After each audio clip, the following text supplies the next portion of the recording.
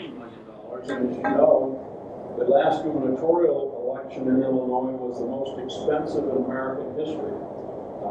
Maybe misremembering my memory is it was $170 million between the two candidates running for governor. So it costs too much money to run for office, and if it costs that much money, I could take, I could ask all of you to chip in, I could pass a hat, and you all wanted me to be, whatever, mayor, governor, congressman, and you might give generously, but you're not going to make up those kinds of numbers. Only money from wealthy corporations and individuals are going to be enough if you're taking all, as a general matter. So to end the corporate influence, we have to do two things. And they're not that simple to convince your fellow voters. First thing we have to do is have public funding of campaigns. The second thing we have to do is to overturn Citizens United, which says that corporations are people and that their right to free speech as a person allows them to give endlessly to any campaign they want to. That's not going to work. If we want to have a genuine democracy, it has to be one where candidates can afford to run on good ideas and convincing people and the government to support their campaign, because it does take money for me to get my message to you if I'm running for office. If I live in, say I'm running for Congress, there's 750,000 people in the congressional district. There's, let's say, 300,000 voters in the congressional district. I can't just go door to door and wave at you and say, please vote for me. I'm going to have to get TV ads, and I'm going to have direct mail and so forth. It is going to cost some money. It does not cost the kind of money that's being spent on campaigns. So to counteract the corporate influence, we have to break the ties of the money for campaigns. Second question is a little different. It's what's the implications of property tax transparency? Well, it's not just property tax transparency.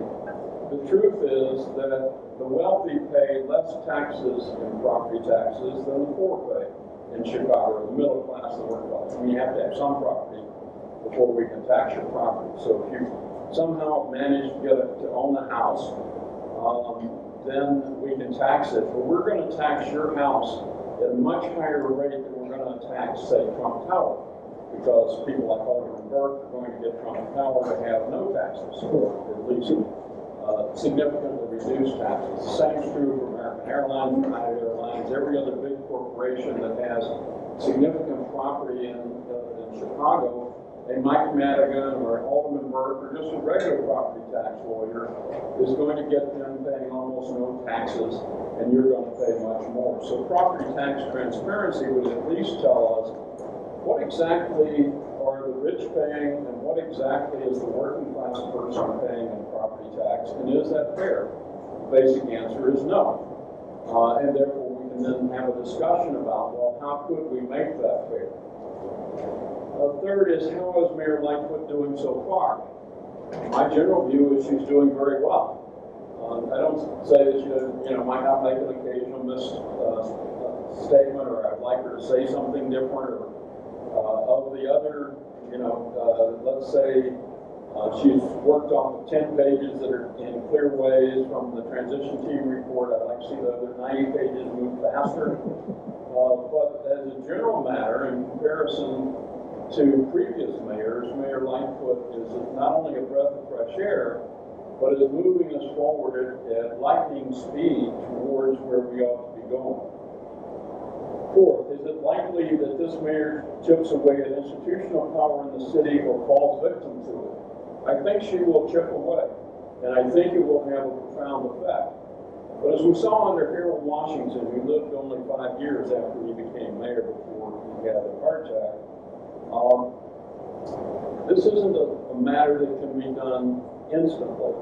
So the mayor is going to chip away, but there are other units of government that can be doing things as well. There are also the possibility of all those nice, new, bright and shiny aldermen who want something to do. I've had meetings with a couple of them. They can come forth with ideas. The government, we're going to have new department heads. The new department heads can begin to reform their individual departments. So I think this is something that's important, but it isn't something that one person like a Mayor Lightfoot can solve. She can only solve if we give her the momentum to keep moving ahead. Who benefits from the machine besides the machine alderman? The basic answer is business most of business has the biggest benefit from the machine. Businessmen, you know, in the old days they were Republicans. They're a little more mixed now. There's some Democrats and some Republican businessmen who are powerful in the city. But basically, they're willing to live under corruption as long as they know the rules of the game. Their job is to make the business make money. So they would prefer, as an ideological matter, to have an honest, effective, efficient government. That's more in keeping with sort of the business model. But if they have to live with a corrupt government, if they can bribe their way to a good, successful business plan, that would be acceptable. Other people benefit. There are clearly a bunch of people who don't benefit. The people on the south and west side are not benefiting from machine politics. Crime is high, schools are bad, there are food deserts, economic development is low. So there are areas of the city which are really suffering, but we all suffer under machine politics. We just don't always recognize it. Will the purported end of the machine make a difference to lower income Chicagoans? I think it will. I think it's much more likely that Mayor Lightfoot and the new alderman will be willing to attack the problems of crime and schools and so forth than was true in the previous era of machine politics.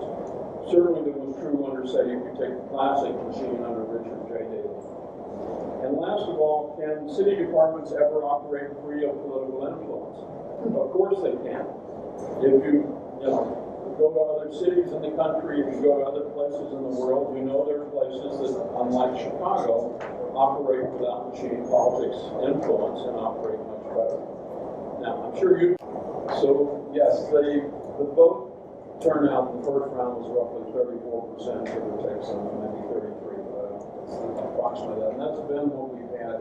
That's what we had with Rahm Emanuel running against Julie Garcia in the runoff. So, a third of the people isn't, 70, 80, 90% of the people, as you would have in Europe in an election. We also, in most off-year elections, have 30 national elections have only 30 or 40% participation.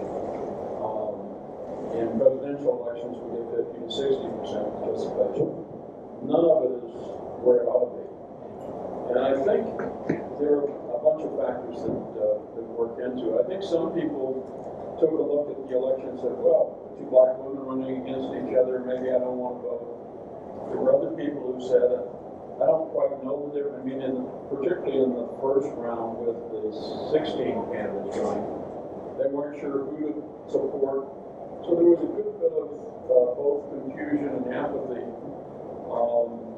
and we need to fix it. I mean, there's no excuse for that low turnout, other than some people thought it was because they'd seen the poll. We were worried inside the Lightfoot campaign, I can tell you, our polls were showing incredible differences, 30 or 40% ahead of Tony Preckwinkle in her campaign, and we were afraid all of our people would stay home, that they would all get the idea, well, I don't need to go vote because all the polls say that Lightfoot's going to win. So that's what we were frightened about, and we did everything we could to make sure that the number of people who voted did vote. So were some people convinced that somebody who already won the election? Were they too confused back in the first round when there were 16 candidates? Some of both, but none of it is an excuse. I mean, we shouldn't be talking about elections with 30% of the people participating, or even 40, 50% in the off-year elections, because they're too important. This 2020 election, the 2019 election was an important turning point for Chicago, I believe. I've been studying Chicago politics and history for 50 years. But I think the 2020 election nationally is going to be one of the most important elections of your lifetime. So I think it really is important that we become engaged by the 2020 election. There's also the matter of the 2020 census. And and the high likelihood of a heavy undercount. The heavy undercount would cost us in two ways. We would lose 2 congressmen. We're going to lose 1 anyway because of loss of population, but if we undercount, we'll lose a 2nd congressman. So that may not sound so important, but they'll both be Democrats. So it'll tilt the balance in Congress. The second thing that will happen is we will lose 400 million a year, 500 million a year, 600 million a year, depending on how bad the undercount is, because many of the federal and state programs are pegged to population.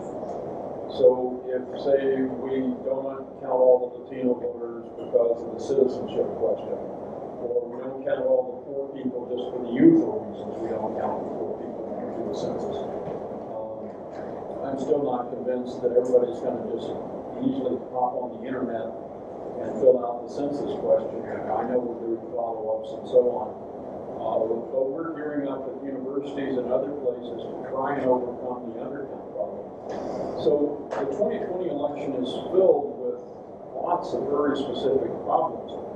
Will we have the right number of people?